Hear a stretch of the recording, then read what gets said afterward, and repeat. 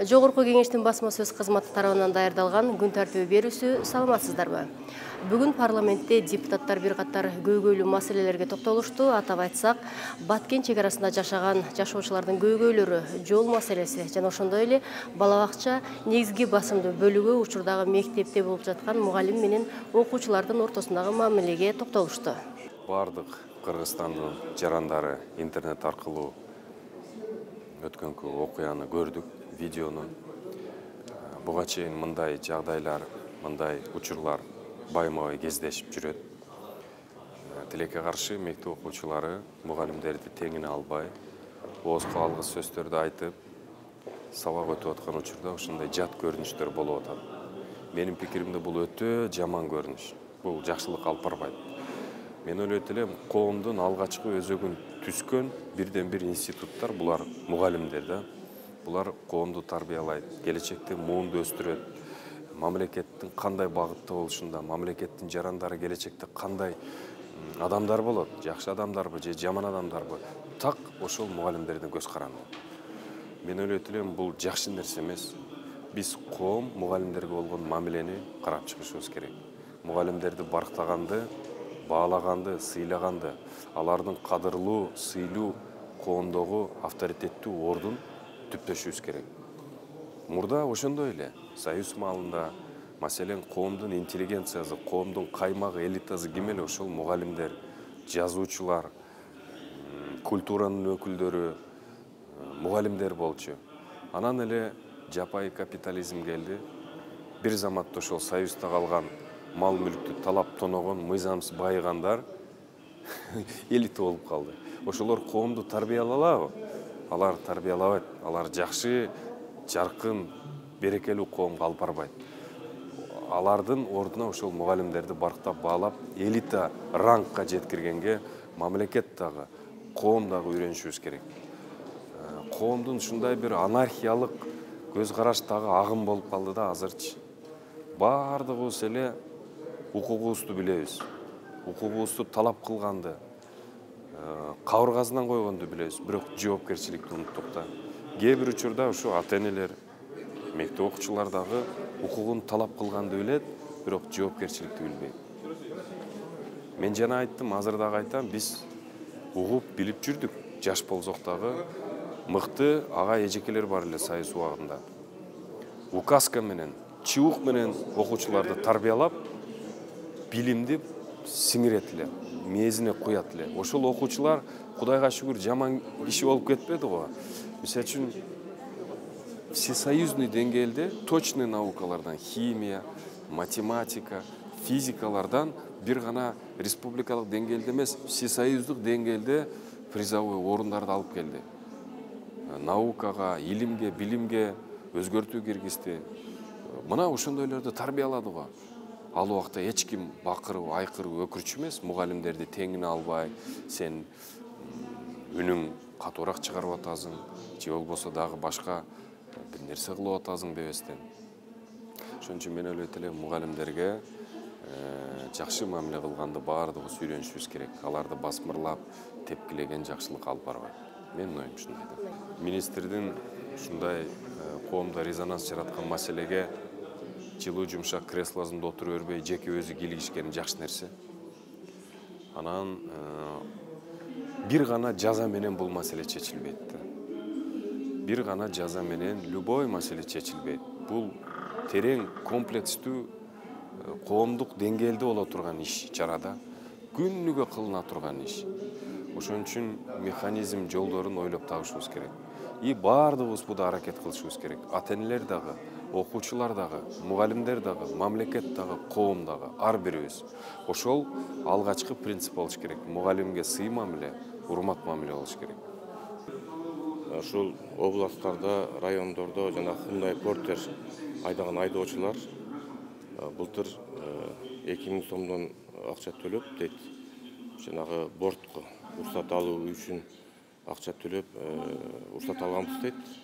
Бирок мына быйыл 23-жылы майын кызматкерлери жолдон тосуп, ошол алган уруксатнаманы жасалма деп штраф төлөтүп, кайрадан төлөйсүңөр деп ушундай шарт коюп атыптыр да. Ошого эми кайрылуунун негизинде эми шаар өзү берди Бишкекте базага түшпөптүр деп ушундай неме коюп атыптыр да. Ошонун маселени көтөрдүм. Негизи алардын суранычы ушул уруксатнаманы бортко Бишкек шаарында эмес, ушул областтарга, райондорго берсе, ошол жакта төлөсөк.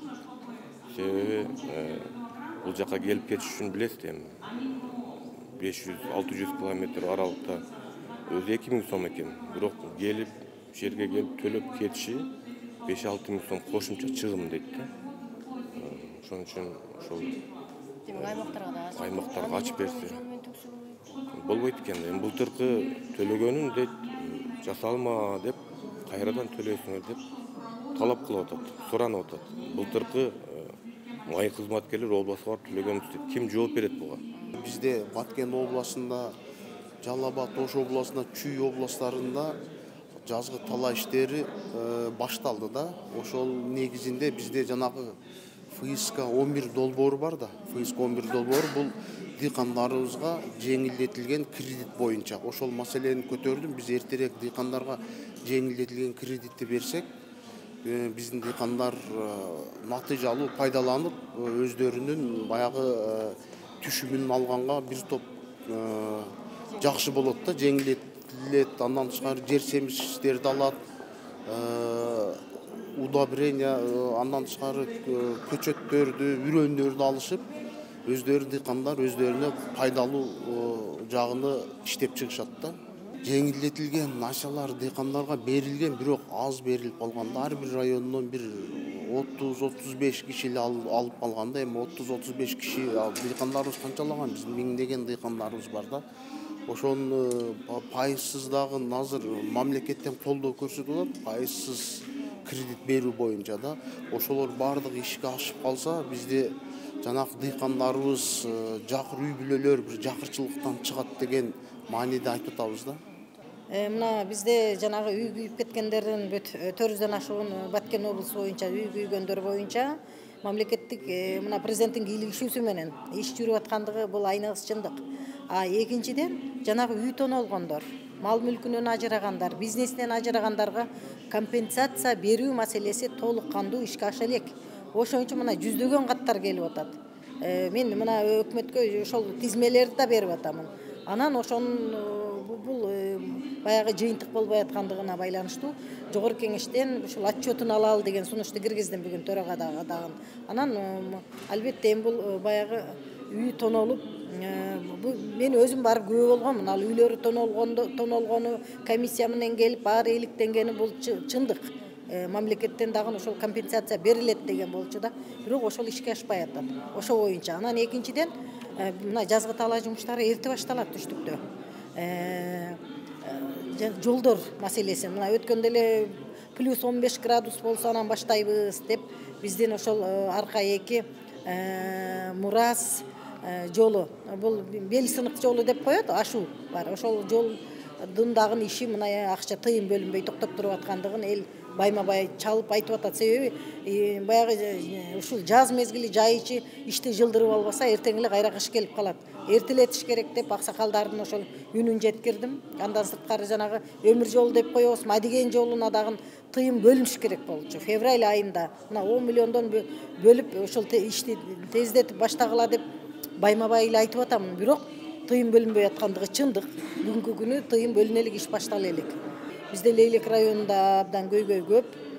Бул элдин үнүн жеткирип туруу биздин парызыбыз. Бул маселени мындай баягы көңүл борборунда боло турган жол маселелери.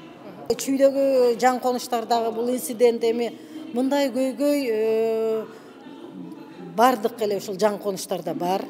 Жанагы үйлөрүн салып алган, бир кезде жана 90-жылдан кийинки мындай жанагы проблемалар жаштар чыгып, үй жок, чек маселеси, участок маселесин көтөрүп, анан жан конуштар бүт эле ошентип салынып калып, анан документи жок. Элдин үнү ушул байма-бай ушул президентке чейин айтып чечилбей келген буга чейин. Анан мына президенттин кийлигишүүсү менен былтыркы жылы президенттин жанагы тиги жол участоктор жер жаңы конуштар боюнча чыккан ошол токтомдун негизинде 1 жыл бою мына ишке ашпай ошол эми эле бир 300-400 эле үйгө документ берип, кызыл китебин берип, калган миңдеген үй бүлөлөрдүн күтүп ошол маселенин төгөрөгүндө жүргөн бир маселени ошол жалгыз бир эле алай ала эмес, ага окшогон миңдеген мындай проблемалуу үйлөр бар да ал жерде. Анан жанагы үйүнү сүрдүрүп салган келиндин ошол үнүн бизде эми баягы коомчулуктун үнү абдан мындай активдүү. Бул бир чети жакшы. Президентке чейин жетип, президент өзү келип бийлигишип, акимдин, губернаторду ошол бул туура кылды. Бирок бир эле ошол Чүй облусунун эле губернатору ошол Сокулуктун эле аким эмес. Эгерде ушинтип текшерип бара турган болсо, акимдер четтен чыгат. Көйгөй элдин үнү жетпейт, маселе чечилбейт. Анан бир кат жөнөтүп коюп эле кайдыгер отурган менен акимдер тарынбасын. Мындай көйгөй бардык райондордон чыгат да. Бардык райондордо бар. Эгер ушинтип текшере турган болсо. Бирок эми бул бая коңгуроо кагылды. Башка акимдер дагы сабак алып, ушундай элдин көйгөйүн чечүүнүн үстүндө иштеш керек. Бул эми биз Бишкектин төгөрөгүндөгү эле жаңы конуштардагы көйгөй болуп атпайбы? Бүгүн өкмөттүн мына баягы ишин кабминдин, министрлер кабинетинин башчысынын ишин, президенттин тапшырмасын саботаж кылган жетекчилерге мындай аеосуз чаралар көрүлүш керек да. Иштеш керек. Элдин жүгүн алдыңбы? Мойнуңга, элдин тагдырын мойындадыңбы? Иштешиң керек, маселени чечишиң керек. Аким, губернатор деген. Андай эмнеге отурат мамлекеттик кызматта. Бул жагынан мындай президент туура кылды. Бүгүнкү күн тартибинде мына ушундай көйгөйлүү маселелер каралды. Толугу менен Жогорку Кеңештин YouTube баракчасынан көзөтсөңүздөр болот жана ошондой эле парламент радиосунан уксаңыздар болот. Кайрадан эфир аркылуу амандашканча саламатта калыңыздар.